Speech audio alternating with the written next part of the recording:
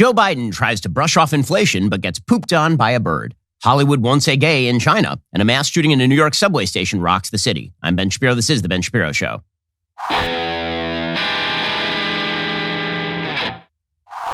Today's show is sponsored by ExpressVPN. Thousands of my listeners have already secured their network data. Join them at expressvpn.com/Ben. Well, inflation is at record highs, like 40-year highs. So why would you be spending a lot of money on stuff you don't need to spend a lot of money on? Well, look at that monthly bill. Hey, one of your big monthly bills is undoubtedly your cell phone coverage. So why are you spending lots of money on stuff you don't need from Verizon or AT&T or T-Mobile? Instead, check out Pure Talk. You can support a company that actually cares about your values, and you'll be paying about half of what you would with one of the big guys. It's time to ditch Verizon, AT&T, and T-Mobile. Pure Talk has the same 5G coverage as one of the big guys, but saves the average family over $800 a year. I made the switch. What exactly is your excuse? You can keep your number, keep your phone, or get huge discounts on the latest iPhones and Androids. You'll get unlimited talk, text, 6 gigs of data, just $30 a month, or get unlimited data, still save a fortune. Go to puretalk.com, enter promo code Shapiro. You will save 50% off your very first month of coverage. That is puretalk.com, promo code Shapiro. Pure Talk is simply smarter wireless. Go check them out right now, puretalk.com. Promo code Shapiro to save yourself a bunch of money and stop supporting companies that hate your guts. Again, don't spend too much money in this horribly inflationary period. Instead, head over to puretalk.com and use promo code Shapiro to save 50% off your very first month of coverage. Well, we begin today with the inflation news, which, again, is terrible and was widely expected. According to the Wall Street Journal, U.S. inflation surged to a new 4-decade high of 8.5% in March from the same month a year ago, driven by skyrocketing energy and food costs, supply constraints, and strong consumer demand. It's a lot of fun what's happening here under Joe Biden, isn't it? I didn't think that this man could set so many things on fire so quickly, but it turns out that when you have a senile old doof in the White House who's running around spilling gasoline and then lighting matches, this is what happens. The Labor Department on Tuesday said the Consumer Price Index, which measures what consumers pay for goods and services last month, rose at its fastest annual pace since December 1981, up from the 7.9% annual rate in February. Rising prices have been unrelenting. This is 6 straight months of inflation above 6%. That is well above the Federal Reserve's average 2% target. U.S. stocks gave up their early gains. Government bond yields declined following the inflation report. So this is all just stellar stuff. For their part, the Biden White House is trying to downplay all of this. So Joe Biden was in Iowa trying to downplay this by suggesting it is the Putin price hike. This is eminently untrue, as we'll explore in just one moment. Here was Joe Biden. I'm not going to wait to take action to help American families.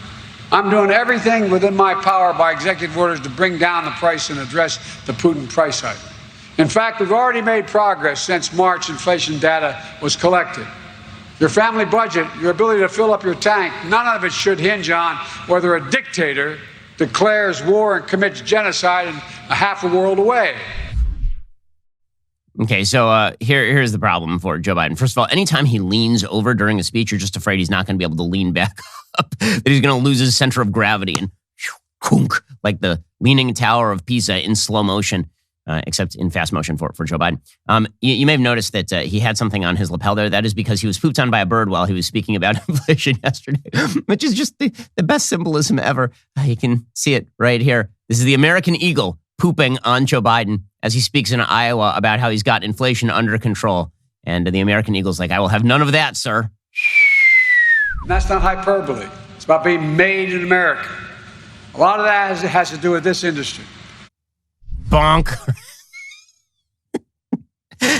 No, like it's not Joe Biden's fault that he got pooped on by a bird. I'm just going to say that symbolism in politics matters a little bit. And the fact that birds are pooping on the president of the United States while he is speaking about how he is handling inflation. Yes, that is how we all feel. In the words of Triumph, the comic insulted dog, I poop on you. So when Joe Biden says that it is the Putin price hike, this is obviously untrue. So let me show you just a couple of graphs to demonstrate how untrue this is. First of all, here's a graph of U.S. inflation versus European inflation. What you'll notice is that European inflation, which is orange in this graph, is significantly lower, consistently and always, than U.S. inflation. But that is particularly true under Joe Biden. So, U.S. inflation wasn't all that high for the past 20 years. And there were a few times when European inflation was a little bit above the United States. But after the COVID downturn, what you see is that the inflation rates in Europe basically went down to zero. The inflation rates in the United States ran at like 1.5%. And then under Joe Biden, just this skyrocketing inflation. And you see some increase in inflation in Europe, but the European inflation rates right now Like you're talking about like 5% as of February, and you're talking about nearly 8% for the United States. So if this were just a matter of Putin's price hike, you would think that the inflation rates would be worse in, say, Europe, where they are wildly dependent on Vladimir Putin's natural oil and gas. Right? So you would think that's not the story. Okay, so that is graph number one, demonstrating that Joe Biden is a liar. Here's graph number two.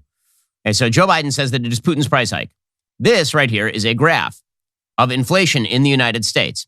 Okay, what it shows, for those who are only listening and can't see this, is that in the beginning of 2021, when Joe Biden took office, inflation starts to skyrocket. It goes from a little bit under 2% to, by summer, about 5%, and then it stays at kind of 5%, and then it's already spiking up to almost 8% by the time that Putin actually invades. So what the chart looks like is a huge mountain, and then very tip top of that peak is right after Putin invaded. So yeah, when he says Putin's price hike, that's just a lie. It's just not true at all. And clearly untrue. So yes, he is lying. But even the media are like, yeah, this is not true. So, for example, you have CBS White House correspondent Ed O'Keefe. He's like, yeah, this Putin price hike talk, that's just not true. I'm sorry. The White House says those price jumps are happening because of the war and what they call, quote, Putin's price hike. But remember, prices started spiking well before the war in Ukraine began. CBS News polling out this week shows nearly 70% of Americans disapprove of President Biden's handling of inflation. 66% say the higher prices have been difficult or a hardship. So when CBS News is calling you out, it's a problem. When CNN is calling you out, it's even more of a problem. Here's CNN's Caitlin Collins being like, yeah, no, this is not just the gas prices. All of these steps that they are taking because they know what they are facing with these prices, with the inflation numbers the way they are, which we should know it's not just being driven by gas. It's also being driven by other things. Food prices as well are up. But of course, this is really a main pressure point for the White House. So yes, this is a big problem for Joe Biden. The good news is that Joe Biden is totally on top of this thing. That when he's not being pooped on by birds, he's absolutely on top of this. He's a coherent president with a clear policy agenda. Here he is randomly whispering into a microphone and then making the microphone scream, as you would if Joe Biden whispered into your ear. We've gone from waiting for infrastructure week. Now you got infrastructure decade. 10 years. Infrastructure decade. 10 years. Okay, but by the way, when you talk about how you're going to solve inflation by pouring money into infrastructure, this is because you're a dum-dum. I will give credit to Joe Biden for at least having the introspection to point out that he's a very boring individual. So he did say during his speech that he was even starting to bore himself. Barges often need to be split into smaller groups to make it through, taking hours and sometimes greater delays. With new modern locks, we're going to help farmers get their products to market faster, more efficiently, lower cost, and keep American agriculture globally competitive. Folks, the list goes on. I'm starting to bore myself here, but this is important stuff. I think. Yeah, join the club, Joe. So yes, that poop was not just on behalf of that bird. That poop was on behalf of all of us. Meanwhile, the White House is trying to say that Joe Biden isn't trying to shift blame. So you got Joe Biden out there being like, it's Putin's price angry. And then you have the White House economic advisor, Jared Bernstein, out there being like, Biden's not shifting blame. Why would you think that Biden is trying to shift blame? We would never try to shift the blame. You are a little, I noticed. Here we go. You guys seem to be blaming everyone but yourselves for even a teeny part of this. Well, I don't think that's accurate at all. I mean, I think what we've tried to say, and in fact, it's the Putin hold on, oil wait a second, right? wait, It's the war. Wait, let me respond, Neil, hold on. I never hear, hey, some of this is on me, but I'm going to fix it. Wait a second, hold on. Let me address that directly in two ways. First of all, March inflation up 1.2%. That's for the month. That's elevated. 70% of that is energy costs. Over 60% is gas alone. We know that Putin has his bloody fingerprints all over that. So in the same clip, he's like, I'm not trying to shift blame. But it's Putin's fault. And then White House economic advisor Jesse Lee went even further. He actually said, if you blame Joe Biden for inflation, it's because you are in league with Vladimir Putin. So in other words, if you have a brain and eyeballs, then this means that you are in league with Vladimir Putin. Quote, Putin and Senator Rick Scott fully in lockstep in blaming Biden for Putin's price hike. So surprising. This is so tiring. It's so tiresome. So the president of the United States clearly is doing a bad job on inflation. And if you mention this, it must be because you're in league with Putin. Because everything that the left has decided since 2016 is that if you do something they don't like, it's because you are somehow in league with Vladimir Putin, or Putin is sponsoring you because Putin is the man behind the scenes with the marionette strings, pulling your strings. He's paying you to say that Joe Biden is responsible for the massive inflation we have seen crushing American consumers and investors and savers. And by the way, I guess that means that Joe Manchin is now on the same page as Vladimir Putin. So I didn't know that Joe Manchin was a Putin-esque catpaw, but apparently he is. So here's what Joe Manchin had to say. It said, quote, "When will this end? It is a disservice to the American people to act as if inflation is a new phenomenon. The Federal Reserve and the administration failed to act fast enough. Today's data is a snapshot in time of the consequences being felt across the country. Instead of acting boldly, our elected leaders and the Federal Reserve continue to respond with half measures and rhetorical failures, searching for where to lay the blame. The American people deserve the truth about why record inflation is happening and what must be done to control it." Now, one of the reasons that Joe Manchin is the one pushing this out, actually saying this, is because Joe Manchin opposes the part of Joe Biden's agenda that exacerbates inflation. Remember, this inflation is hitting pretty much everywhere in the American economy. Here are the stats. Inflation has now skyrocketed in the last month, 8.5%. That outpaced wage gains by almost 3%. Inflation has flooded every area of American life. You're talking about gas up 48%, airfare up 24%, furniture 16%, milk 13%. Inflation is costing the average American family hundreds of dollars every single month, thousands of dollars a year.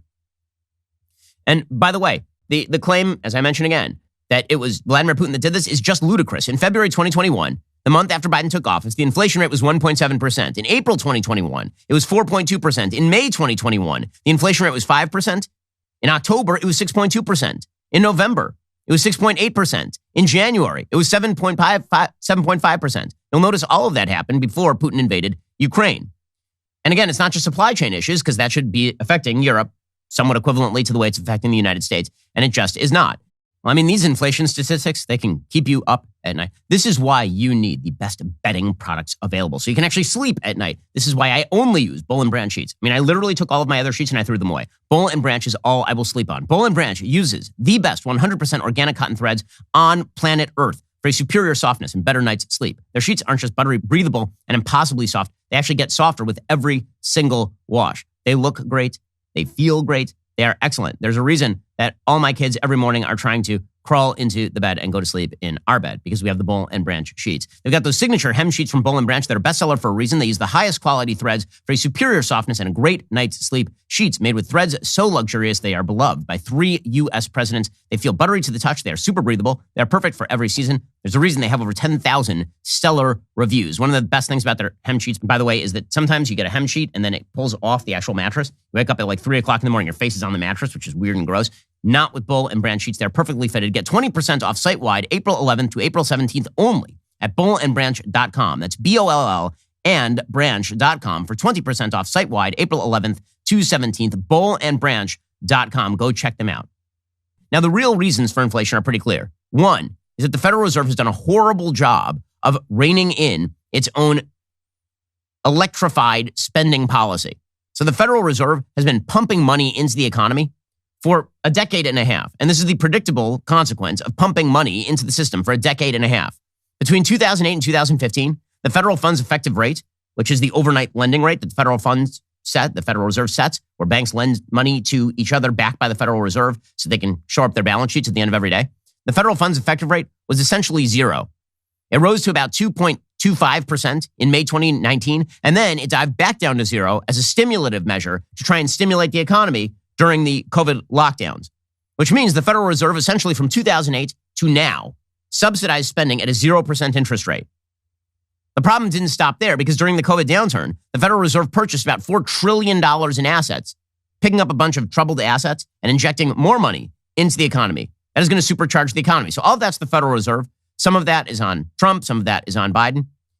But one of the things that has supercharged this under Biden specifically is the ridiculously spendthrift policy by the Biden administration. The Trump administration in 2020 spent an enormous amount of money. Now, the case can be made, it was bipartisan spending, Democrats and Republicans.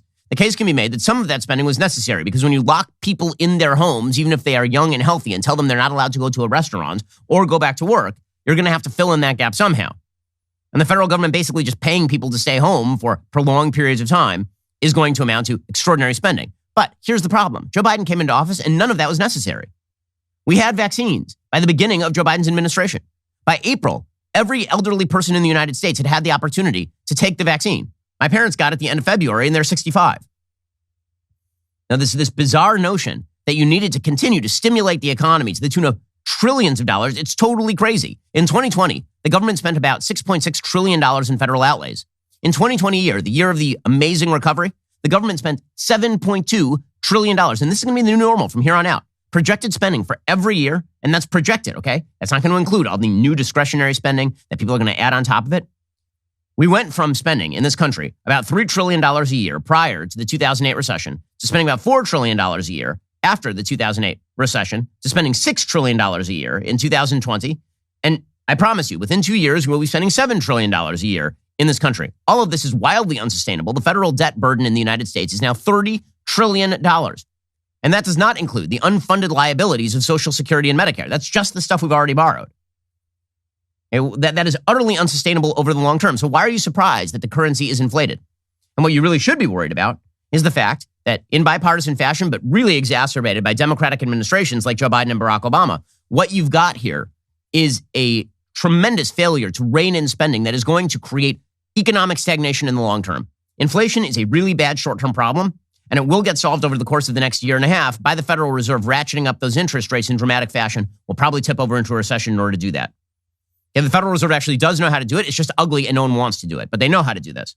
The bigger problem is when you saddle the American economy with tens of trillions of dollars in debt and you create new mandatory spending programs, which is what Joe Biden wants to do.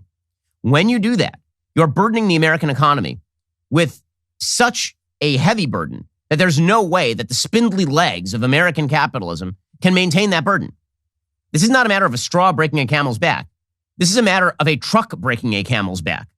You cannot pile this kind of spending on top of the American economy and regulate the American economy and tax the people who actually generate the revenue at exorbitant rates and then expect the American economy to be able to hold up to this. But that's exactly what Joe Biden is pursuing right here. So when they try to shift blame, recognize that it's just a lie. They can't shift the blame because this is indeed their fault. And if Republicans take power again, they need to be looking at the sort of measures that are going to rein in the spending, because the long-term problem here is spending and fiscal policy, not merely the monetary policy of the Federal Reserve. Again, the Wall Street Journal points out just how untrue it is that this has nothing to do with Joe Biden. They say the nearby chart shows the inflation trend began in earnest a year ago at the onset of the Biden presidency. It has accelerated for most of the last 12 months. That's long before Putin decided to invade. The timing reflects too much money chasing too few goods, owing mainly to the combination of vast federal spending and easy monetary policy. President Trump signed on to an unnecessary $900 billion COVID relief bill in December 2020. Democrats threw kerosene on the kindling with another $1.9 trillion in March 2021. The Federal Reserve continues to support negative real interest rates nearly 2 years after the pandemic recession ended. That inflation was made in Washington, D.C. The overall price news is terrible for American workers and consumers. The March surge means real wages fell 0.8%, or a decline of 2.7% in the last year. Real average weekly earnings fell a striking $4.26 in March alone, and they have fallen nearly $18 during the Biden presidency. Even the core inflation of 6.5% is more than 3 times the Fed's target rate of 2%. Bottom line is that the fiscal and economic policy pursued by members of both parties, because no one wishes to speak the honest truth to the American people about the fact that there are consequences to spending, it leads to some pretty dire consequences, and that is what you're seeing right now. Okay, meanwhile, Hollywood, it's a very principled place, Hollywood.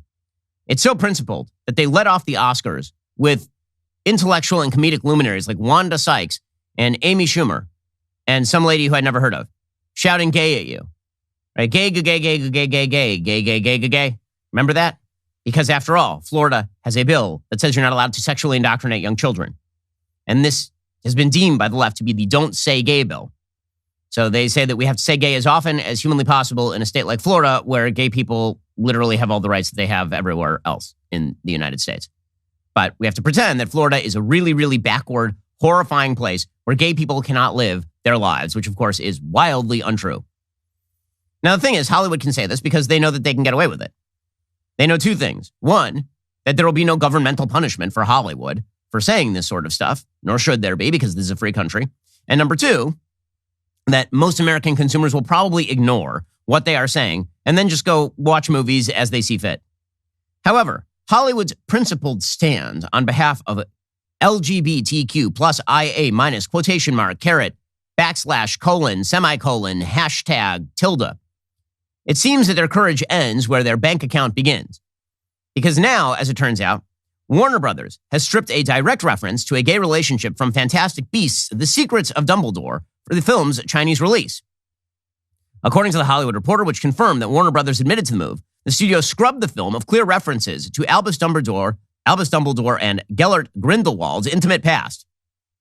Now, you'll recall that this was a dumb move by J.K. Rowling after all the books came out, which had no sexual orientation talk in the books because they are directed at children, and J.K. Rowling is not stupid enough to undermine her own market. She did an interview where she's like, yeah, Dumbledore's gay. And everyone's like, okay, fine, Dumbledore's gay, whatever. So now they're putting it in the movies.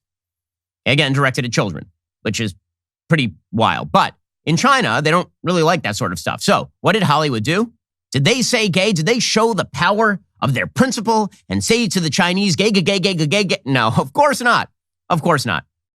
Well, you learn something new about Hollywood every day. But you know where you really can learn something new every single day? That would be the Jordan Harbinger Show. The Jordan Harbinger Show is a podcast. I highly recommend it to you. It features in-depth interviews with some of the world's most fascinating minds, ranging from Charles Koch to Neil deGrasse Tyson, like Kobe Bryant, Jack Schaefer, maybe Dan Carlin. They've got so many great guests over there. You're always going to learn something. And Jordan really does his research because he asks creative questions you're not going to hear anywhere else. Every Friday, Jordan also releases a Feedback Friday episode to respond to listener questions. He covers everything from conventional problems like leaving a dream job to heavy subjects like helping somebody escape an abusive relationship.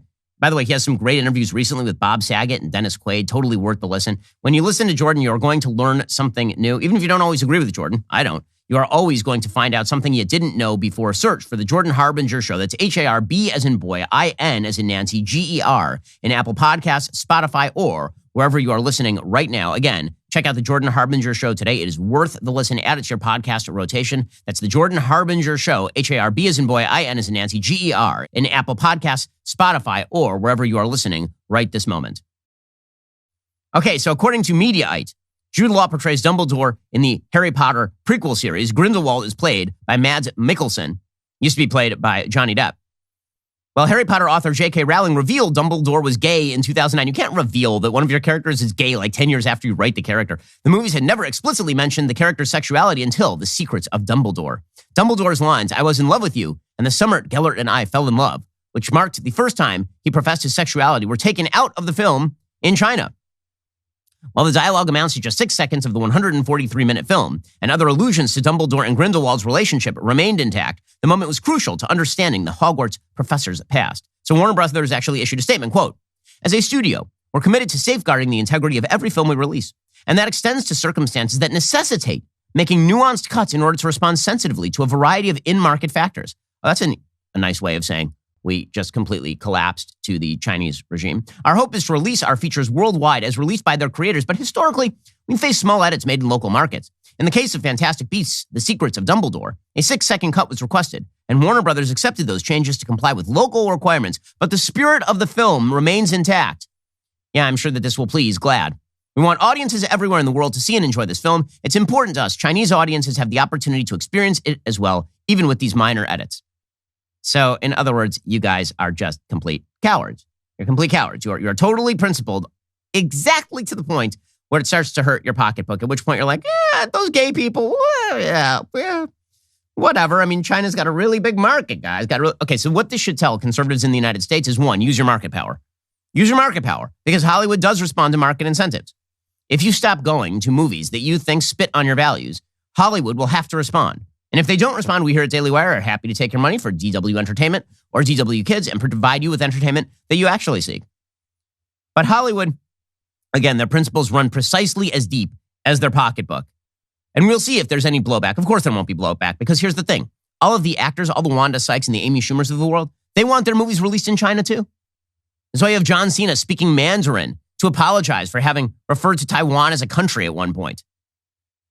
All of these people are as corrupt as the day is long, and their pretend principles are nothing like principle at all. There are a few of them who may be principled enough to lose the money to make the stand, But that is a very, very limited number of human beings over in Hollywood. Speaking of grifters, incredible story out from the Washington Examiner today about Black Lives Matter co-founder Patrisse Cullors. So you now have to say Black Lives Matter was one of the great scams in American history, maybe the greatest scam in American history. Corporations spent $21 billion on Black Lives Matter associated causes in 2020 to back a lie, which is that American police are systemically racist and targeting black people for no reason other than their race. It was a lie. It was promulgated by the media and corporations in order to buy the woke crowd, basically threw a bunch of bucks at a bunch of organizations, and then the money just sort of disappeared. Black Lives Matter, the organization itself, took in $90 million over the course of 2020, and we have no idea where any of that money went. It just went right down that rat hole. So when people accuse political people of grift, just understand this is the greatest grift I have ever seen. It's an amazing grift. According to the Washington Examiner, laws that require charities to disclose their finances and activities to the public endanger the lives of activists, according to Black Lives Matter co-founder Patrisse Cullors. The embattled activist, who is facing renewed criticism following reports BLM Global Network Foundation, while under her control, purchased a $6 million LA mansion. That's a sweet gig right there. You take in $90 million and you're like, $6 million will be spent on my personal mansion, which is necessary to save black lives, or alternatively, to make this black life a lot better. Said she gets triggered whenever she hears she said she gets triggered when she hears the term IRS Form 990, the document charities are required to file to the public every year disclosing their financial activities. So here is Patrisse Cullors talking about just how corrupt she is.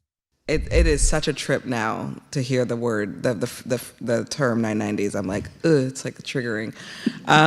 April 15th is next week. Yo, but Taxes. this doesn't seem safe for us. This 990 structure, this nonprofit system structure, this is like deeply unsafe. Like this is being literally weaponized against us, against the people we work with. I can't tell you how many people are like, am I next? Oh my God, you mean they might be asked about how they're spending the money?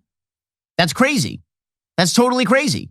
Wow. I mean, oh, shocking. And so really, the grift goes on. Now, is the left ever going to cover any of this? Of course not. It's one of the great scams in American history, and they were all participants in the scam. The idea was that if you paid your little religious indulgence to Black Lives Matter, they would leave you alone. And then and then they took that money and they used it on, I mean, listen, this has been a scam in American life. The race baiting scam has been a scam in American life since Al Sharpton was claiming that Tawana Brawley was raped by a DA.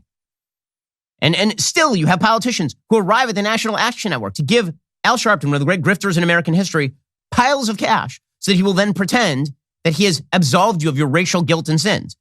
You have major corporations like Macy's in New York. He'll accuse them of racial profiling without any evidence, and they'll be like, well, what if we give a donation to the National Action Network? And this ain't about principle. It's about the money. Follow the money. I love that Cullors is now saying that if you're asked for a 990, this means that racial discrimination is happening. Quote, people's morale in an organization is so important. But if their organization and the people in it are being attacked and scrutinized at everything they do, that leads to deep burnout. That leads to deep resistance and trauma. Let me just point out that under Barack Obama, the IRS actively targeted conservative 501c3s for destruction for no reason other than the fact that they were conservative. There were documents to this effect from Lois Lerner at the IRS, and no one was prosecuted. And if the right yelled about it, which we did, then you were accused of just seeking to avoid the consequences of the law. Here you have a person who's clearly grifting for millions and millions of dollars. And she is just complaining openly about the fact that she might be audited. She says they know what they're doing, how to create the infighting, how to create the distrust. We have to stop it before they do. We have to shut it down. We have to be showing up against it. So I would like to point out here that this is cult behavior. So the way that cults typically work is that if you question the leadership of the cult immediately goes into defense mode and says it's an attack on all of us. It's an attack on all of us. You know, if you're questioning why this cult leader is having sex with the wives of all of the members, that is an attack on our entire ideology. It's an attack on all of us. Okay, so Patrisse Cullors is doing that routine here. If you ask why she bought herself a $6 million mansion with a bunch of donations directed against systemic racism, she'll be like, that's an attack on all of us. They know how to divide us. It's us versus them. Oh, the grift. Oh, the grift.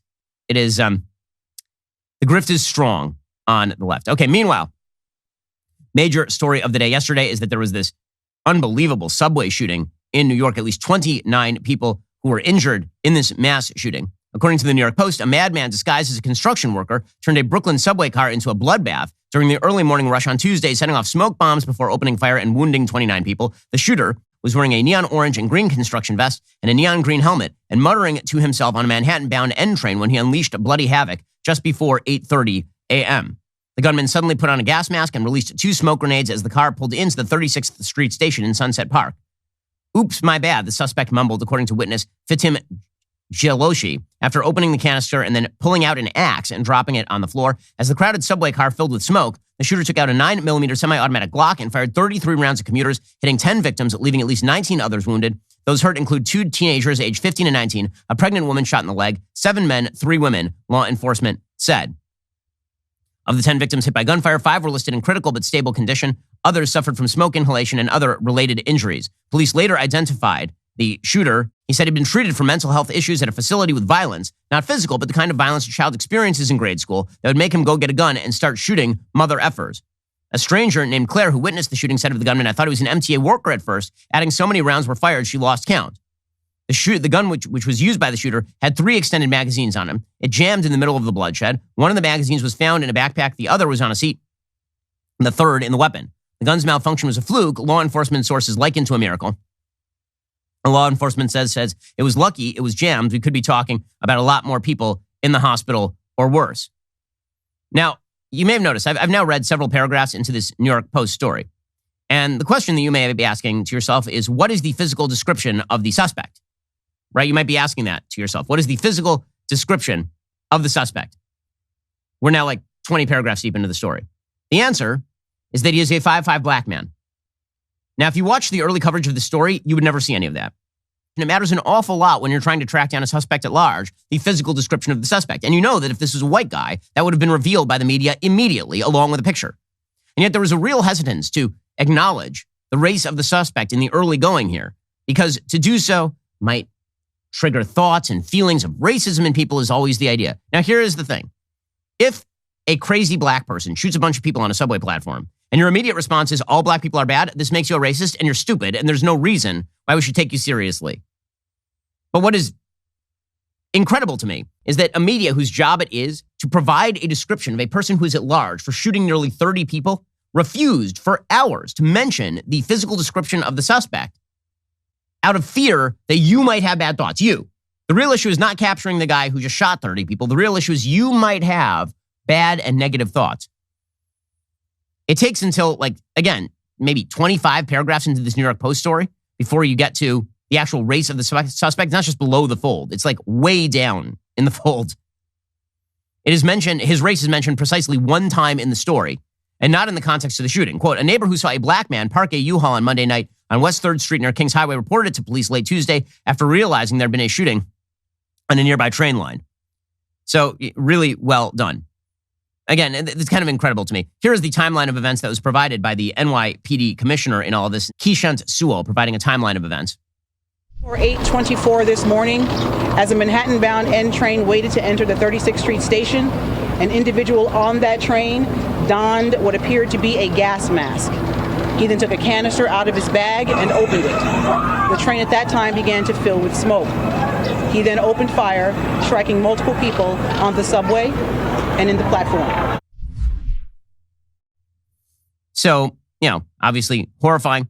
The NYPD commissioner also suggested that the subway attack was not being investigated as terrorism right away. As it turns out, it probably was not an act of terrorism. It depends. I mean, let's be real about this. We are now unclear on what the definition of terrorism for purposes of investigation of this sort of stuff. Meaning terrorism used to be a shooting determined for political purposes to achieve a purpose. This guy apparently was quite political. Apparently the suspect in this particular case is on YouTube ranting and raving about race war and why black people and white people should not associate and seems to be somewhat of a black nationalist from what you can tell, but he also is pretty clearly mentally ill. So where's the borderline between mentally ill and terroristic? Is that borderline easily breached? In any case, early on it was said this was not an act of terrorism per se.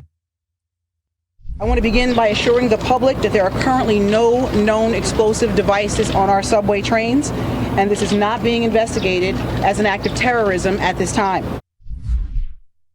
Okay, meanwhile, Eric Adams, the mayor of the city, he yesterday was talking about why they were reluctant to release the photo of the suspect. This is in the early going. And again, the answer is that if this were a white guy, I have a feeling that the suspect photo would have been released right away. Here was Eric Adams, the mayor of the city. Again, don't ride the subway in New York. I got to tell you. Like, whether you're being pushed in front of a train or being shot in the subway station, this city is out of control. Here's Eric Adams.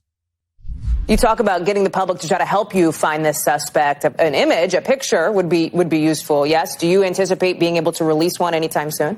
Yeah, but what we don't want to do is to put out the wrong picture, the wrong image.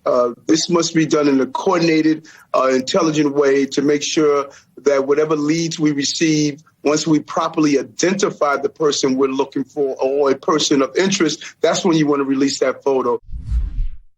Oh, that's it, really, you're going to, So you have like a real-time crisis in terms of finding the shooter, but you're not going to release the photo because, gotta be real careful here. They have photos from the platform.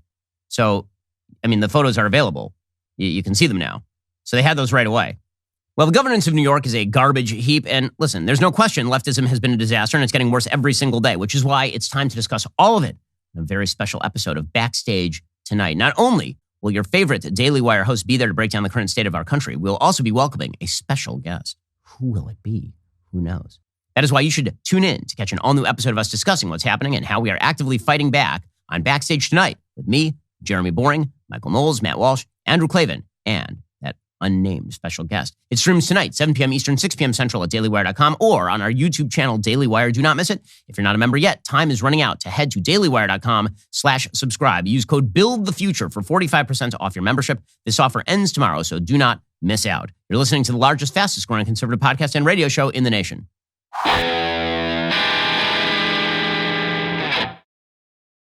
Well, obviously, a lot of what's going on in New York City is a gigantic failure of policing. And that failure of policing is political.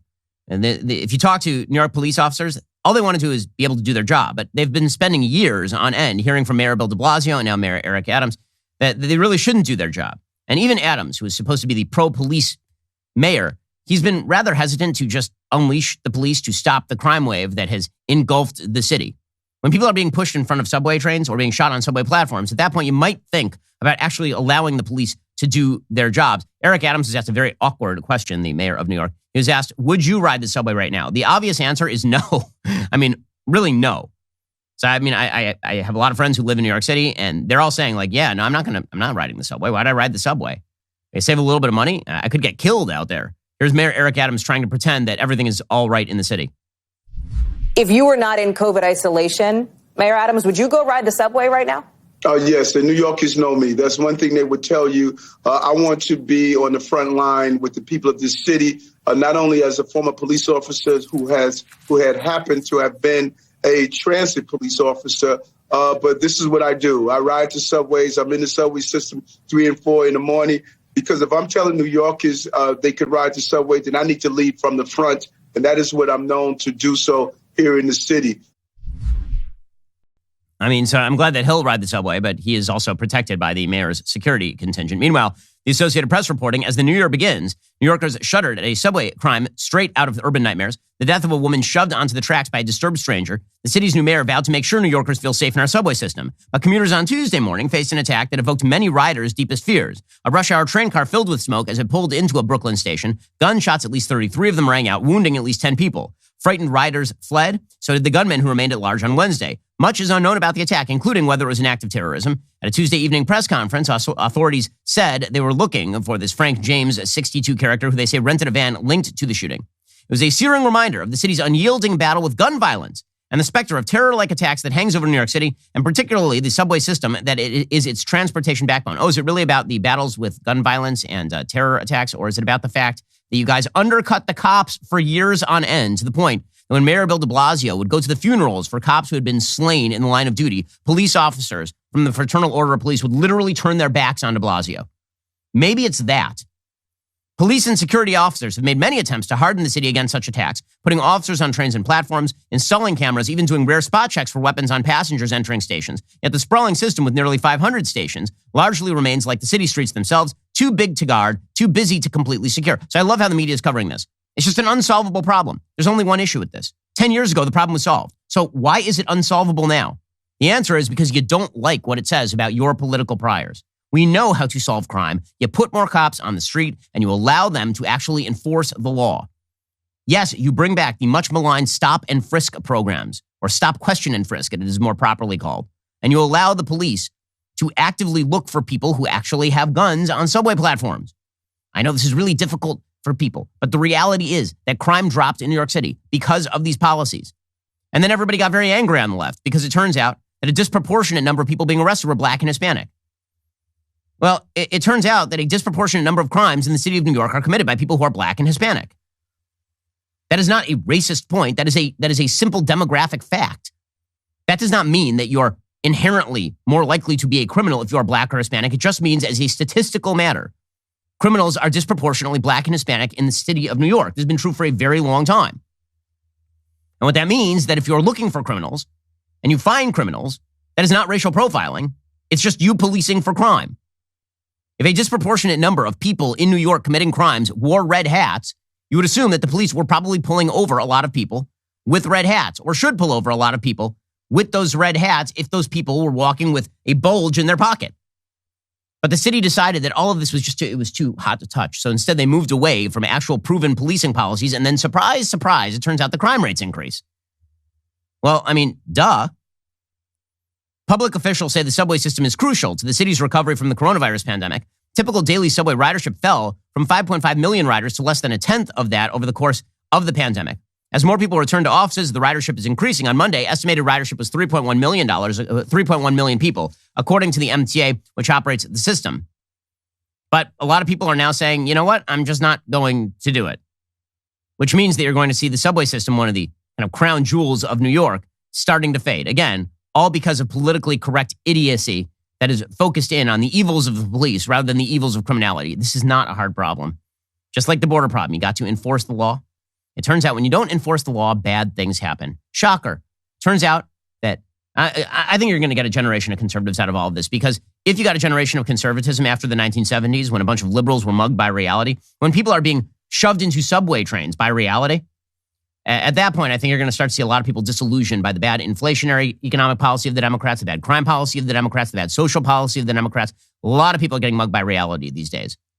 All right, we'll be back here later today with an additional hour of content coming up soon as the Matt Walsh Show, airing at 1:30 p.m. Eastern. Be sure to check it out over at dailywire.com. I'm Ben Shapiro. This is The Ben Shapiro Show.